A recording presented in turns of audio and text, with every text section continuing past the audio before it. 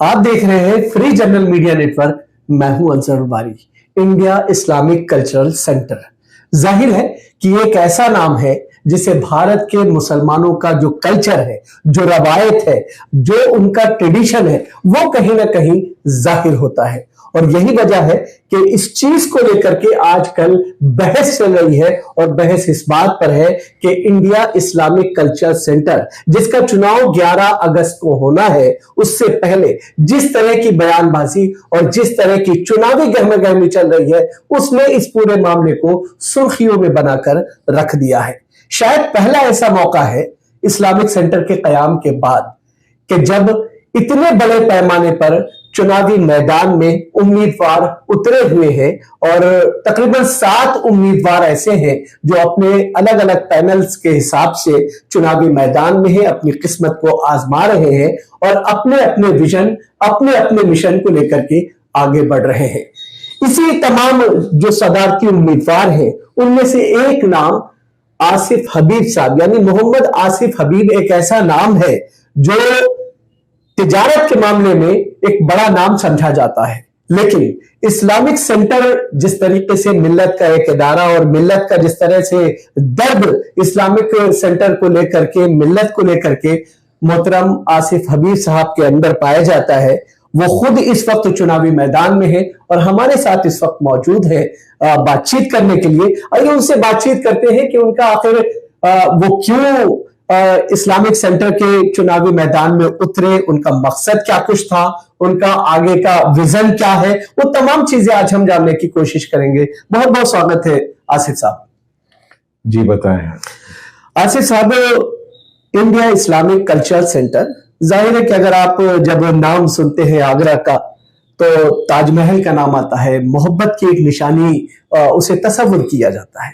لیکن جب Islamic centre کا نام آتا ہے تو بھارت کے مسلمان، ان کا جو کلچر ہے، ان کی جو تہذیب ہے، ان کی جو روایات ہیں، اس کو لے کر کے ایک طرح سے بات چیت سامنے آتی ہے، اور وہ چیز ابھر کر کے، ایک نقشہ ابھر کر کے سامنے آتا ہے. آپ چناوی میدان میں ہیں، کیا کچھ سوچ کر کے آپ اس جو ہے چناوی میدان میں اترے ہیں؟ کیا مقصد ہے؟ دیکھیے، انڈیا اسلامک کلچرل سینٹر جو ہے، جن لوگوں نے اس کو قائم کیا تھا وہ ہمارے قوم کے، ملت کے اور ملک کے وہ ساری شخصیتیں تھیں جو کسی تعارف کے محتاج نہیں تھے، اور بہت ہی چنندہ اور بہت ہی کامیاب شخص تھے وہ لوگ سارے، جنہوں نے اس سینٹر کو بنایا، جنہوں نے اس کی بنیاد ڈالی. اور جب بنیاد ڈالی تو اس کے اخلاص و مقاصد کے ساتھ ڈالی کہ یہ کیا سینٹر، اس سینٹر سے کیا کام ہوگا. ہمارا خیال نہیں بلکہ ہم بالکل محکم ہیں اپنے نالج کے بارے میں کہ یہ سینٹر بنایا گیا تھا اسلامک کلچرل ایتھوس ایکٹیویٹیز کو لے کے، اور اس کے دیگر مقاصد جو تھے وہ interreligious harmony, interfaith dialogue, Islamic values across the nation, within the India, in the international arena، مختلف ملکوں میں مختلف مذاہبوں کے ساتھ ڈائلاگ کرنا، یہ ساری چیزوں کے لیے بنایا گیا تھا. یہ اس وقت کی سوچ تھی. لیکن آج جس حال سے پوری قوم دوچار ہے وہ بھی بہت امپورٹنٹ پارٹ ہے. امپورٹنٹ پارٹ فکر کی ہے، اور وہ فکر اس بات کی ہے کہ اگر یہ سارے مقصد پہ کام ہوا ہوتا تو شاید ملت اور قوم کی آج یہ حال اتنی بری نہ ہوئی ہوتی. ہمارے ساتھ کوئی ڈائلاگ کرنے کی کوشش نہیں کرتا، ہم کو آئسولیٹ کر دیا گیا ہے. اگر سینٹر اپنے مقصد میں انٹر ریلیجس ہارمنی کے اوپر کام کر رہا ہوتا، انٹرفیتھ ڈائلاگ کے اوپر کام کر رہا ہوتا، یا اسلامک ویلیوز کے اوپر کام کر رہا ہوتا، with in the country, out side the country کر رہا ہوتا، تو یہ سینٹر ضرور نمایاں ہوتا. آج اس سینٹر کو مسلمان، پوری قوم ہندوستان میں، جو مسلمان قوم جو ہندوستان میں ہے، وہ اپنا ایک شناخت مانتی ہے، سمجھتی ہے کہ یہ ہمارا اپنا سینٹر ہے. تو ٹھیک ہے، جو اس کے ممبرز ہیں وہ یہ سمجھتے ہیں کہ ہم اس کے ممبر ہیں اور ان کا حق زیادہ. لیکن ایک بہت بڑی تعداد ہے ملت کی اور قوم کی اور ملک کے اور دیگر مذہب کے لوگوں کی، وہ سوچتے ہیں Islamic cultural centre India Islamic cultural centre اپنے مقصد میں کام کرے تاکہ اس سے مسلمانوں کو فائدہ مل سکے، اور جب کوئی بھی قوم جب فائدہ مند ہوتی ہے تو وہ ملک کا فائدہ سمجھا جاتا ہے. تو قوم یا ملک کو الگ کر کے نہ دیکھیں. اگر جس ملک میں قومیں ترقی یافتہ ہوتی ہیں، ترقی کرتی ہیں، تو وہ ملک مضبوط ہوتا ہے. اور آج جو ہم 2-4 مذہب کے لوگ ہیں یہاں پہ، ہندو، مسلم، سکھ، عیسائی، بدھسٹ، جین، مختلف مذہب کے لوگ ہیں، اگر ان کے بیچ میں ہمارا ڈائلاگ قائم ہوا ہوتا تو کم سے کم ہمارا ایٹ لیسٹ ہم ایک دوسرے کے اوپر ٹرسٹ کرتے. آج اس ٹرسٹ ڈیفیسٹ کی وجہ سے بہت زیادہ مشکلات بڑھ گئی ہیں، اور مسلم قوم پوری آئسولیٹ ہوتی جا رہی مین اسٹریم سے. ہم اس سینٹر کو کام یہ کرنا ہے کہ کیسے پوری قوم کی سربراہی کر سکے، اور being a non political centre اس قوم کو کیسے ڈیولپمنٹ اور ترقی کے راستے پہ لے چلے، اس کے لیے ایک گائیڈنگ فیکٹر بنے. اور اس میں مختلف لوگ جو مسلمانوں کی اس ملک کے ہیں اور مسلمانوں میں سے بھی ہیں، وہ اس کے ساتھ جڑیں اور اس قوم کو پسماندگی سے باہر لے کے آئیں. آپ نے کہا کہ اس وقت جو ہے انٹرفیتھ ڈائلاگ کی جانے کی ضرورت ہے، اور اسلامک سینٹر کو اس کام کو پہلے کرنا چاہیے. ظاہر ہے کہ 2014 کے بعد سے اگر دیکھا جائے مسلمانوں کے حالات، خاص طور سے جو چاہے وہ لنچنگ کا مسئلہ ہو یا ڈیفرنٹ جو ایشوز ہیں، وہ کہیں نہ کہیں بہت تیزی کے ساتھ سامنے آئے ہیں. بہت ساری ملی تنظیمیں انٹرفیتھ ڈائلاگ کو لے کر کے آگے بڑھ رہی ہیں. کتنا بڑا چیلنج آپ کو لگتا ہے یہ جو لنچنگ کا آپ نام لے رہے ہیں، یہ لنچنگ یا اس طرح کے جو کرائم ہوئے ہیں وہ قانونی طور سے بھی کرائم مانے جاتے ہیں. اور یہ سب ہوئے اس لیے ہیں کہ مسلمان اور دوسرے مذہب کے لوگوں میں ایک ٹرسٹ ڈیفیسٹ ہے، ایک بھروسے مند تعلق نہیں ہے، اعتماد کی کمی ہے. اعتماد کی کمی ہے. اگر اعتماد بنا ہوتا تو آج اس طرح سے کچھ بدگمان لوگ لنچنگ اور یا اس طرح کی حرکتیں نہیں کرتے. جو کر رہے ہیں اس کے لیے سب سے بڑی پرابلم یہ ہے کہ ان کو اسلامی بارے میں نہیں پتا، مسلمانوں کے بارے میں نہیں پتا، اور مسلمانوں نے اپنی ذمہ داری نہیں سمجھی کہ اسلام کے اخلاقیات کو آگے سب تک پہنچائے اور یہ بتائے کہ اسلام کتنا خوبصورت مذہب ہے اور مسلمان کتنا خوبصورت انسان ہو سکتا ہے. وہ ایک کمی ہے اس سینٹر کے اس میں.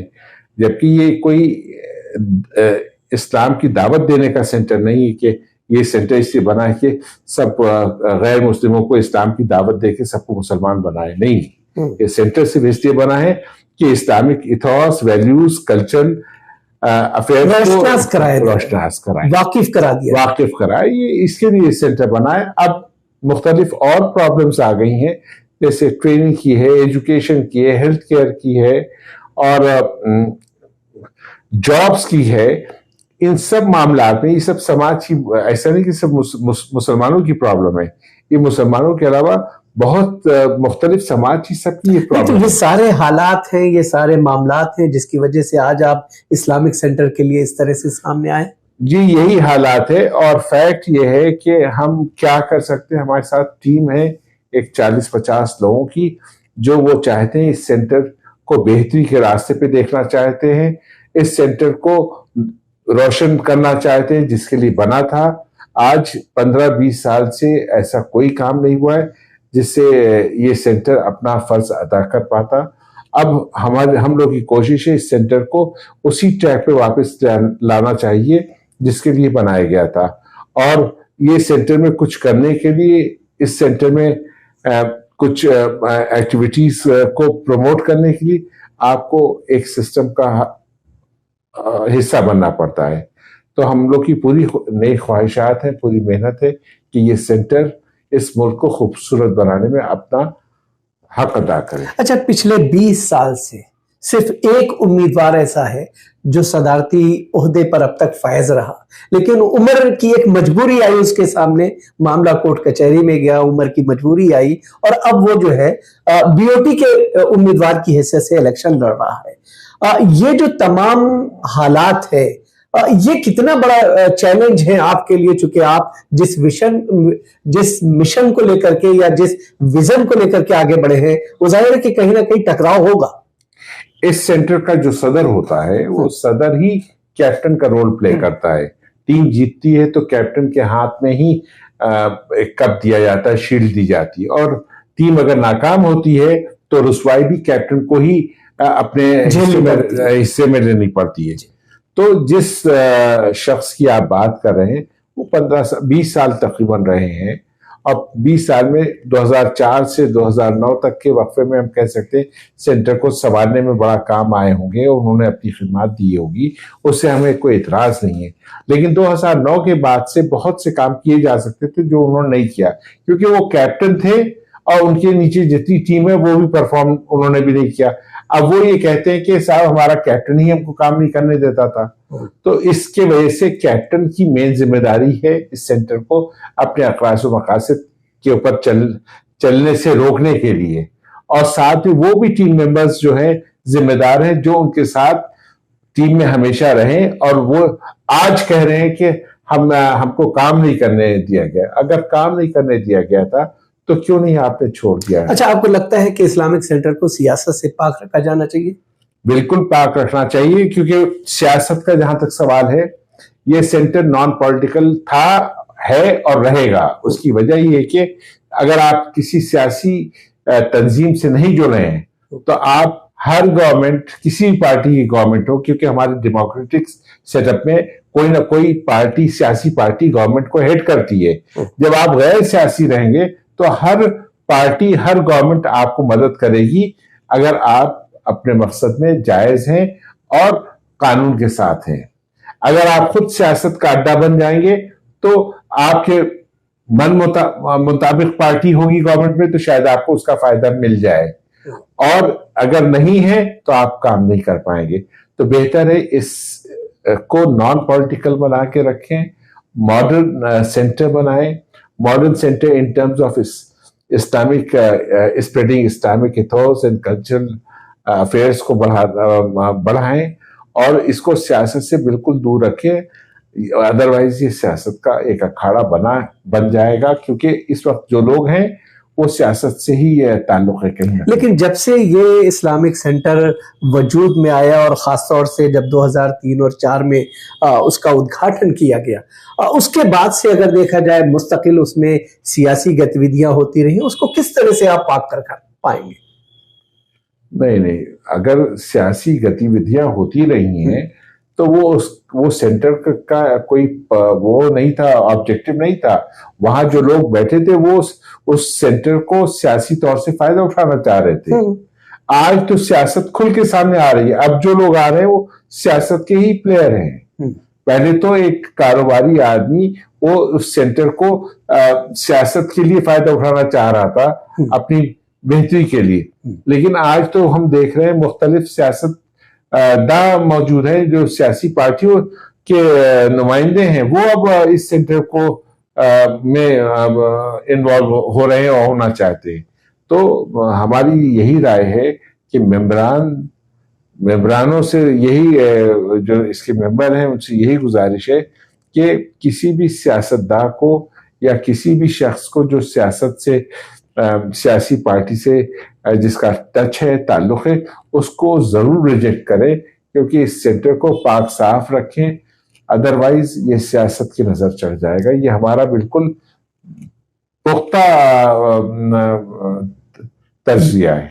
اچھا، ایک سوال یہ سمجھنا چاہیں گے، چونکہ اکثر لوگ یہ سوال کر رہے ہیں اس وقت کہ 4000 سے زائد ممبرز تھے اور ووٹنگ ادھیکار صرف 2000 سم تھنگ کو دیا جا رہا ہے، تو یہ جو لوگ چھوڑے جا رہے ہیں جنہوں نے کچھ مہینے کی فیس جمع نہیں کی، کچھ سالوں کی فیس جن کی جمع نہیں ہو پائی، ان کو اچانک سے سائیڈ لائن کر دیا. اچانک سے نہیں، یہ کورٹ کے آرڈر کے حساب سے ہوا. کورٹ نے یہ آبزرور کو کہا کہ آپ ممبرز کی لسٹ کو ویریفائی کریں، اور کیونکہ ممبرز لسٹ ویریفیکیشن میں ایک حصہ یہ بھی تھا کہ جن کی سبسکرپشن فی پیڈ ہے انہی ممبرز کو ووٹنگ رائٹ دیا جائے گا. تو 2054-55 تقریباً ممبرز ایسے ہیں جن کی ساری سبسکرپشن فی پیڈ ہے، تو ان کی لسٹ بن گئی ہے اور یہ کورٹ کے آبزرور کے انڈر بنی، زیر نگرانی بنی ہے. لیکن جو لوگ اپنا سبسکرپشن فی نہیں پے کر پائے 8 فروری تک، ان کو اس لسٹ سے باہر رکھا گیا. وہ ممبر ہیں لیکن اس الیکشن میں ووٹنگ رائٹ ان کے پاس نہیں ہے کیونکہ وہ لسٹ سبمٹ کی جا چکی ہے. اب یہاں سوال ایسے ممبر جو ووٹنگ رائٹ جن کے پاس ابھی نہیں ہے وہ آگے فی پے کریں گے تو وہ ووٹنگ رائٹ ان کو اگلے الیکشن کے ملے گا.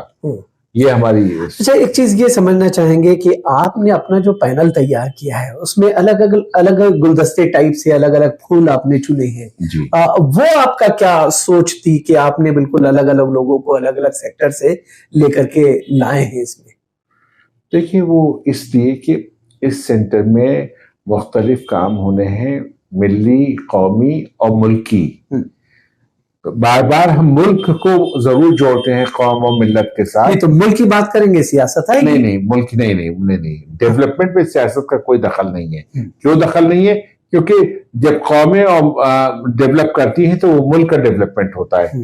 سیاست سے ملک کا ڈیولپمنٹ نہیں ہوتا. ڈیولپمنٹ کی ڈیفینیشن کچھ اور ہے. سیاسی پارٹیاں ایک ڈیموکریٹک سیٹ اپ میں گورنمنٹ کو چلاتی ہیں. وہ ایک ٹول ہے گورنمنٹ کو چلانے کے لیے. ہمارے یہاں جیسے جوڈیشری ہے، ایگزیکٹو ہے، پولیٹیکل سسٹم ہے. تو سیاسی پارٹی گورنمنٹ کو چلانے میں ان کا رول ہوتا ہے اور ہونا بھی چاہیے. یہی ہمارا ڈیموکریٹک سیٹ اپ ہے. لیکن ملک کے ڈیولپمنٹ میں سیاسی پارٹیوں کا رول ہے وہ بالکل غلط بات ہے. اب رہا سوال آپ کا یہ ہے کہ کس طرح سے اس سینٹر کو ہم آگے لے جا سکتے ہیں بنا سیاست کو جوڑے ہوئے. یقین مانیں کہ اگر آپ سیاست کو اور سیاست دانوں سے دور رکھیں گے، سیاست دان سے دور رکھیں گے تو یقین مانیں کہ یہ سینٹر خوب چلے گا، بشرطے جو وہاں کی ٹیم ہو، جو صدر ہے اور اس کے ساتھ جو چنی ہوئی ٹیم ہے وہ اس چیز کے لیے اہل ہو، کیپیبل ہو، تبھی چل پائے گا. اور میرے گلدستے میں انجینئر بھی ہیں، ڈاکٹر بھی ہیں، ڈاکٹریٹ بھی ہے، میڈیا کے بھی ہیں، بیوروکریٹس بھی ہیں، ٹیکنالوجسٹ بھی ہیں، سوشل ایکٹیوسٹ بھی ہیں، لائر بھی ہیں. سارے شعبے چن کے کور اپ کیے گئے ہیں تاکہ اس سینٹر کو کسی طرح کی ایکسپرٹ کی کمی نہ نظر آئے.